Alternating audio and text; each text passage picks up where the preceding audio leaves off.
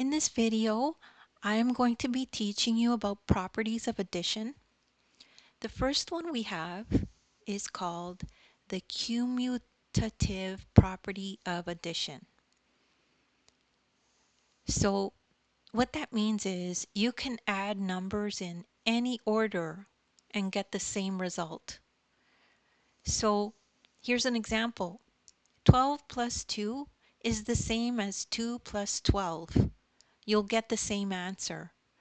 So for addition, you can add numbers in any order and get the same result.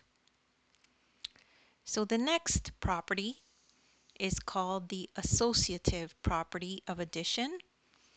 And what that means is you can group the add ends with brackets to get the same result. So what it means is you can group these addition ends first and do those first, or you can do this addition first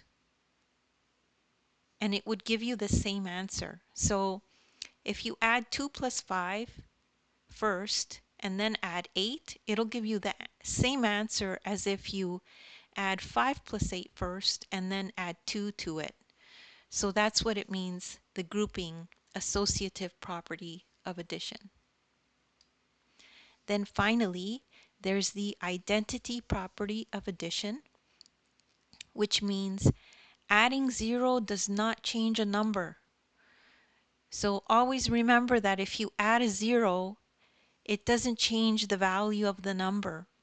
7 plus 0 or 0 plus 7 will always just equal 7.